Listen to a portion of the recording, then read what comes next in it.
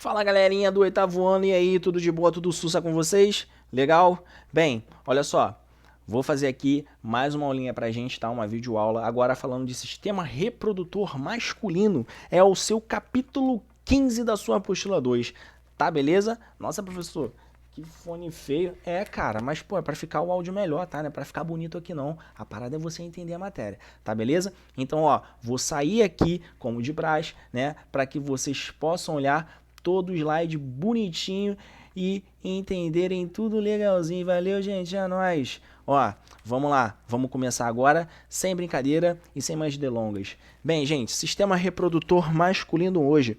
Hoje nós vamos entender praticamente a anatomia, né, e alguns processos que acontecem no seu corpo, menininho, menininho. Hoje é exclusivo aula de menininho, tá? Então, presta atenção, sistema genital masculino aí para você. Nossa, professor, que isso? Galera, apresento a vocês o pênis, tá?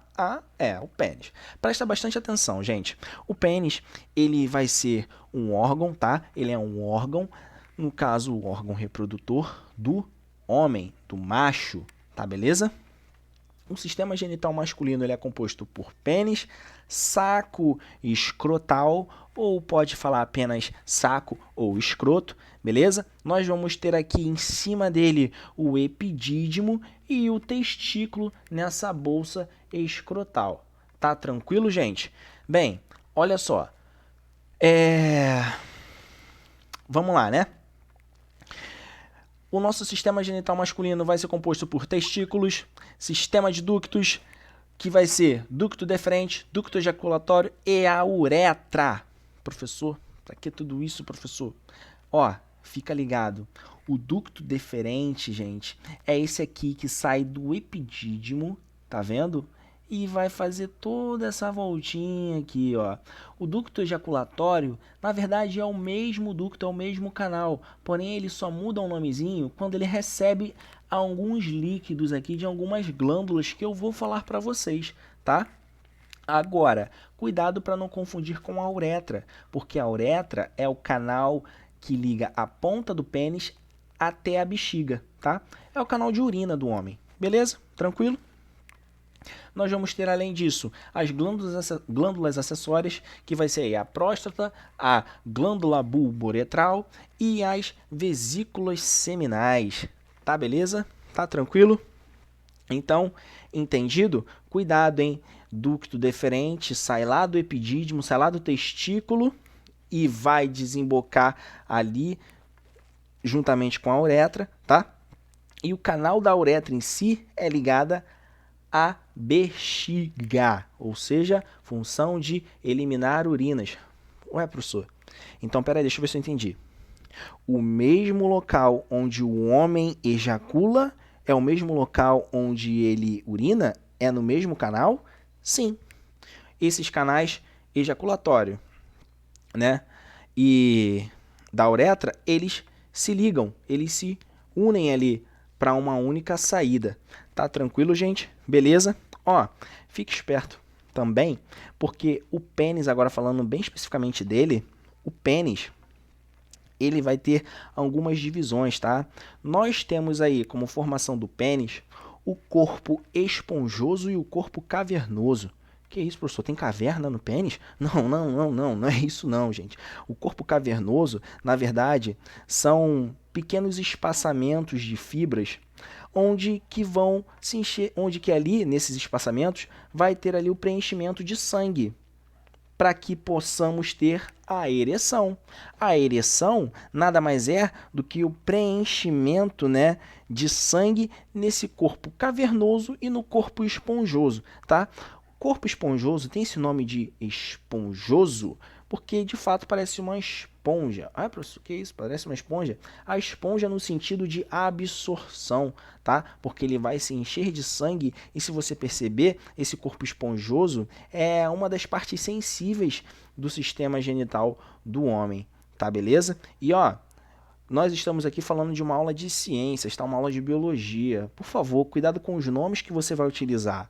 Não é esses nomes vulgares aí não, tá? É pênis. Eu falo isso Porque quando nós tivermos uma avaliação, se você colocar algum nome vulgar, cara, é 0 na hora, beleza? Vamos colocar aqui o nome correto, porque nós estamos num local de respeito, então tem que entender também que é uma aula de ciências. Então, correto, o nome correto, sistema genital masculino, é pênis. Show de bola, gente? Tranquilo, tá? Só uma pequena observação aí. Bem, continuando. O pênis ele é composto pelo corpo cavernoso, corpo esponjoso, ambos vão ter o preenchimento de sangue para que possamos ter aí a ereção. Aqui, né, nessa ponta aqui, né, nós temos a glande. A glande é a cabeça do pênis, tá? É de fato a cabeça do pênis. Alguns meninos têm uma pele em excesso aqui que fica encoberta aqui, que fica cobrindo a glande. Bem, esse excesso de pele pode acabar tendo um problema de juntar, literalmente. Esse excesso de pele ele se junta, ele cola ali e fica muito difícil do homem poder fazer a sua higiene, né? Uma vez que juntou, pô, é complicado você ter que abrir de novo, né? Ou então, muitas das vezes, ele não junta, mas ele acaba deixando uma abertura muito curta e a glande, a cabeça do pênis, não vai para fora, né? Fica ali, encurralada. Isso aí é um problemazinho chamado de fimose, tá? É o excesso ali de pele no prepúcio, né? Que encobre a cabeça da glande. Essa fimose ela pode ser tranquilamente operada, tá? O médico vai ali, tira esse excesso de pele e aí fica tranquilo. Super normal, não vai interferir em nada na sua virilidade, né? Ah, professor, eu não vou mais ter ereção, não vou mais isso. Não interfere em nada, tá bom? É simplesmente para que você possa ter uma higiene, porque se você ficar acumulando ali muita bactéria, pode ter ali uma infecção generalizada, tá bom? E aí, gente, eu coloquei essa imagem aqui que é até curioso e bacana, porque alguns meninos, isso é normal, tá? Alguns meninos ficam pensando assim, caramba, por que o meu pênis é torto, né? Pra esquerda, pra direita, pra cima, pra baixo. Professor, eu não entendo isso, professor. Eu nasci torto, eu sou deficiente. Não. Isso aí é a forma de guardar, tá bom? Às vezes você tá aí com o seu penizinho na calça, né? E acaba tendo que colocar de lado, colocar para cima, colocar para baixo. Se você pegar esse costume, você começa a desenvolver uma placa fibrosa. Perceba aqui, ó, na imagem, essa placa fibrosa acaba entortando o seu pênis, seja para a esquerda, direita, para cima, para baixo. Entendido? Não é que você tem um problema, que você é deficiente, não. É que desenvolveu uma placa fibrosa e acaba que ele não é totalmente reto. Ele tem uma curvatura. Tá beleza, gente? Tá show de bola? Então, ó, fica ligado. Para que nós possamos ter a ereção, é necessário que tenhamos dilatação do sangue, ou seja, que o sangue possa correr para o seu pênis e preencher todo o corpo cavernoso e o corpo esponjoso. Show? Tranquilo? Espero que não tenha ficado nenhuma dúvida aqui, tá? Bem, vamos falar aqui agora das glândulas acessórias. Ué, professor, calma aí, pô, tu não falou nada de... Não, eu vou falar, calma, eu vou falar, mas é bacana você entender o que são essas glândulas acessórias. Sabe por quê?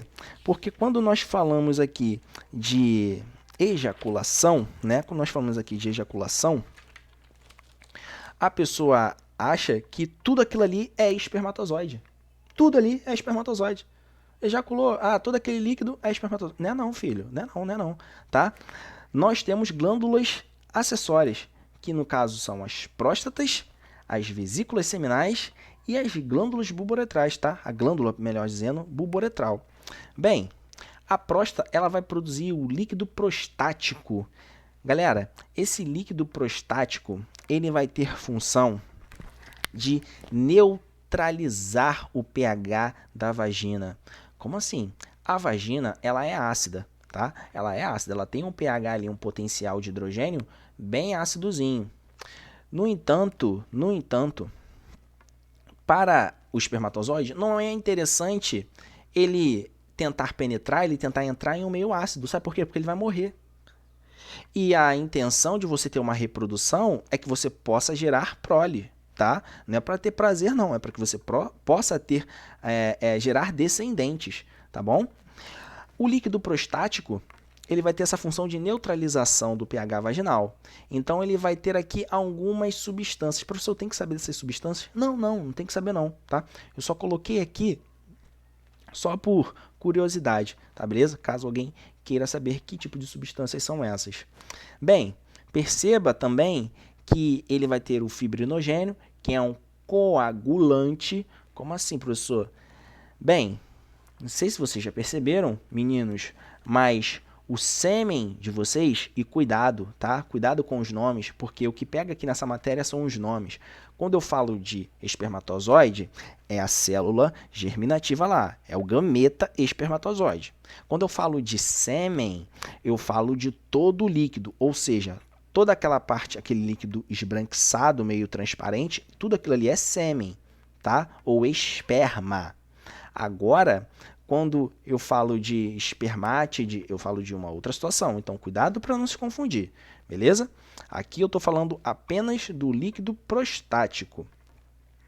Mas, voltando à aula, se vocês perceberem, o sêmen ele é meio que pegajoso, né? Sim, ele é pegajoso. Por quê? Porque ele tem fibrinogênio. Fibrinogênio é uma substância que é coagulante, coagula, acaba ficando liquefeito, ou seja, o líquido prostático dá a sensação de liquefação para o sêmen. Ele gruda, ele sai, né? Gruda e fica. Até quando passar um tempo, passam alguns minutos, você percebe que esse líquido que antes estava bem grosso, né, bem pegajoso, acaba ficando muito mais líquido, muito mais no estado líquido. Isso é por conta do fibrinogênio. Ué, professor, mas para que isso? Cara, são estratégias para que você possa ter garantia de reprodução. Quando o homem ejacula dentro da mulher, o sêmen ele tende a ficar colado, né? A ficar literalmente lá juntinho com o colo do útero, para que, passado o tempo, esse líquido que antes era bem espesso, bem grosso, agora possa ficar líquido e penetrar e ir lá para o endométrio até o espermatozoide fazer o seu caminho ao encontro do óvulo, tá bom? Então, líquido prostático provém da próstata. Ó, 10 a 30% de todo o sêmen é composto por líquido prostático. Agora, a vesícula seminal vai produzir o líquido seminal, né?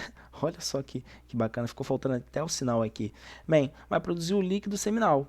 Esse líquido seminal, né, tem função de nutrição. Então, o líquido seminal tem função de nutrir quem, professor? Nutrir o espermatozoide, cara.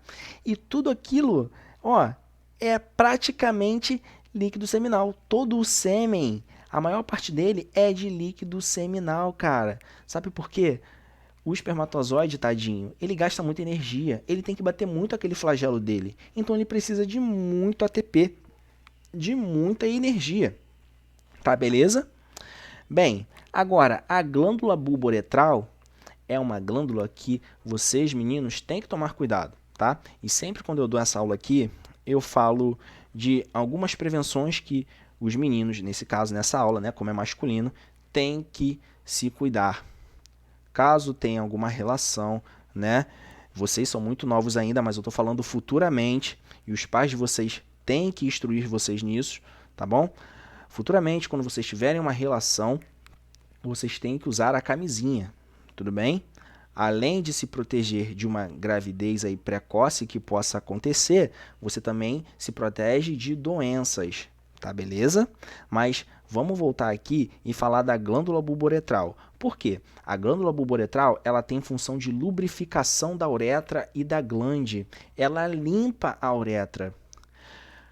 Quando um homem fica excitado, quando ele tem a ereção, é normal de você ter um homem liberar um líquido meio que pegajoso, né, parecendo até um sêmen antes antes do ato sexual em si, né? É normal ele liberar esse líquido. Por quê, professor? Galera, o nosso corpo ele é muito inteligente, tá? Ele é uma máquina perfeita. Quando você vai ter uma relação sexual, o seu corpo ele já se prepara todo para aquela função, tá? Sangue é mandado para o pênis para que tenha ereção. Seu coração acelera muito para que tenha mais oxigenação, para que você possa desenvolver ali uma atividade, tá? E além disso, a glândula bulboretral libera esse líquido que vai fazer o quê? Opa, ele vai ejacular. É como se o corpo falasse assim, ó, opa, ele vai ejacular. Então, já que ele vai ejacular, eu vou limpar todo o canal da uretra. Sabe por quê? Como tem apenas um canal para urina e para ejaculação, pô, a urina é ácida. Se a urina é ácida, eu tenho que tirar essa acidez, porque alguns espermatozoides vão morrer aqui, nessa uretra. E não pode morrer. Todos os 200 milhões tem que ir para lá, ó, lá para o canal vaginal. Então, eu vou liberar aqui esse líquido da glândula bulboretal para fazer a limpeza. Mas, gente, o problema é, algumas pessoas têm um ato de masturbação, né? E aí, acaba que fica alguns vestígios ali de espermatozoide. Pode acontecer, tá? Pode acontecer. Por isso é difícil? É difícil, mas pode acontecer. E aí, gente, quando você tem um ato sexual e a glândula bulboretral libera esse líquido para fazer a limpeza, ela sai empurrando tudo que tem na uretra. Ela empurra vestígio de mijo, né? Ela empurra algumas substâncias que possa ter ali no canal da uretra, tá? Alguns resíduos. E também vai empurrar alguns espermatozoides que possam ter sobrevivido ali e ficado na sua uretra. E aí você acaba tendo uma relação sexual, né, sem o preservativo, e um tempo depois descobre que é papai e fala: poxa, mas eu não ejaculei dentro. Não ejaculou, mas você teve uma relação sexual sem uma proteção. Por quê? Porque a glândula bulboretral acabou liberando aquele líquido durante o ato sexual. E aí, alguns espermatozoides, alguns milhões de espermatozoides, entraram no canal da vagina e foram ao encontro do óvulo, tá? Então, fique esperto, cuidado. Mas o que nós temos que saber é que a glândula bulboretral tem função de lubrificação da uretra, tá? Ela literalmente limpa a uretra.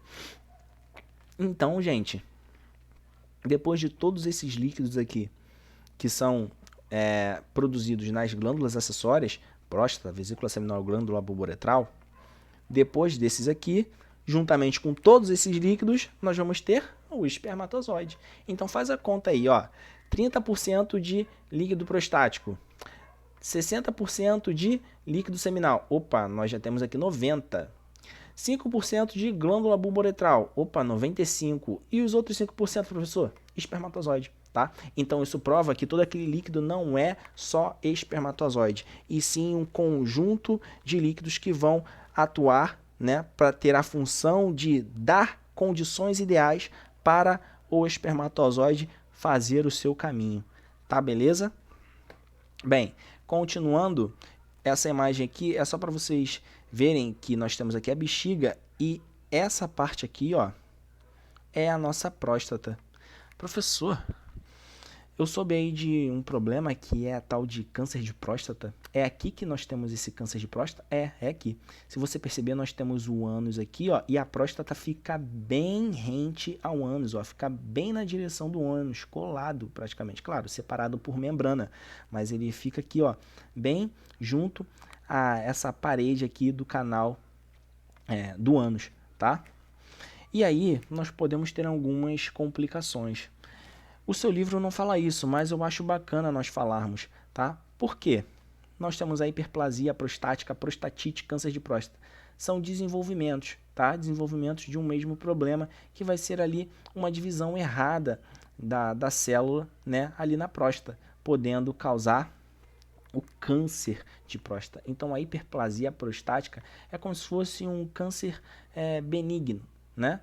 Já quando ele se desenvolve em câncer de fato, que é maligno, e aí fica mais difícil, tá? Esse estágio 4 aqui, ó, fica bem tomado de tudo. Então, o homem, né, após os 40 anos, ele tem que fazer o exame de próstata, tá? Ah, professor, vou tomar dedada, isso, aquilo. Cara, isso aí é um exame comum, é um exame normal, não tem que ter esse preconceito, tudo bem? Todo homem deve fazer o exame de próstata. Hoje nós temos aí uma tecnologia muito grande, então não necessariamente você vai ter um exame mais arcaico, né? Que é ali o médico fazer o toque.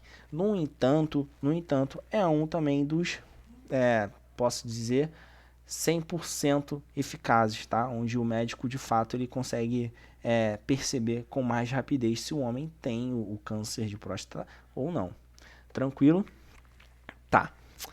Entendido toda essa parte aí do pênis, né? Do pênis em si, vamos agora falar do testículo, tá?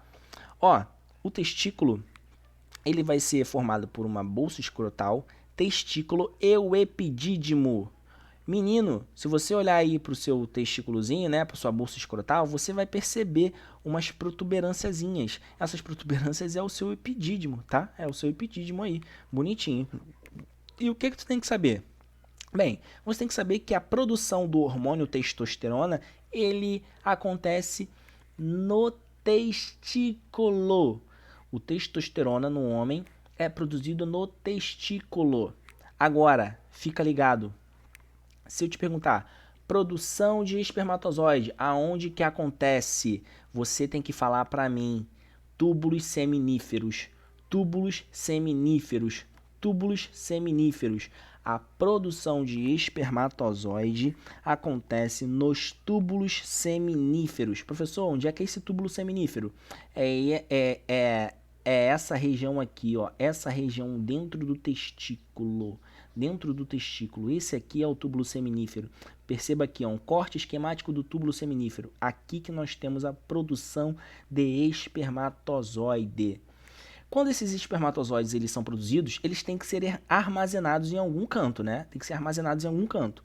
E aonde que eles são armazenados? Bem, eles vão ser armazenados no epidídimo. Então a produção é no túbulo seminífero e o espermatozoide ele fica lá bonitinho no epidídimo, aguardando a liberação do espermatozoide. Professor, se não tiver liberação, o que acontece? Fica acumulado ali, vai estourar, vai dar algum problema, vai acontecer o quê? Não acontece nada, filho. Seu corpo é perfeito. Sabe o que ele faz? Ele desfaz todos esses espermatozoides viram nutrientes para novas células gaméticas serem produzidas, tá? Então, o seu corpo ele faz uma autorreciclagem dessas células reprodutoras aqui, que no caso é o espermatozoide. Tá beleza, gente? Tá tranquilo? E aí, se você perceber, nós temos aqui as células de Sertoli, né? Nós temos aqui as células de Sertoli e as células de Leydig, né? Cara, fica ligado. As células de Sertoli, né? As células de Sertoli, elas vão ter aí a função de nutrir, né? De nutrir essa produção de espermatozoide, assim como as células de Leydig também, ou células intersticiais. Tá beleza, gente? Tranquilo? Eles aqui vão ter uma função de nutrir a produção de espermatozoide para que possa ali ter substâncias, né? Frutose principalmente, para que essa máquina possa andar bem bacaninha. Tá beleza, gente? Tá tranquilo? E ó, fica ligado. A célula de Sertoli, né? A célula de Sertoli, ela estimula aí o LH e a Leydig o FSH. Então, essas células aqui, elas também são estimulantes de hormônio, tá? Principalmente as células de Leydig. Tá beleza, gente? Tá tranquilo? Então, continuando. Aqui nós temos um gameta, né? O gameta masculino, que é o espermatozoide. E o espermatozoide, ele vai ter aqui o núcleo, mitocôndria e o flagelo. A mitocôndria é o que dá energia para o flagelo bater. O núcleo é o que vai dar origem a um novo ser, né? O núcleozinho da mamãe com o núcleozinho do papai. O acrossoma é onde ficam algumas enzimas digestivas aqui, para que ele possa, de fato, penetrar, né, a proteção que o óvulo tem, que nós já falamos aqui. Tá, beleza, galera? Bem, essa é a aula para vocês, tá? Espero que tenha ficado bem claro. Qualquer dúvida, nós vamos ter aqui, nós vamos instalar, perdão, no grupo do WhatsApp para que possa ser sanada essas suas dúvidas, suas duvidazinhas aí, caso tenha ficado. E tá difícil hoje, hein? Bem, fiquem com Deus, é nóis e tamo junto, tá? Abraço!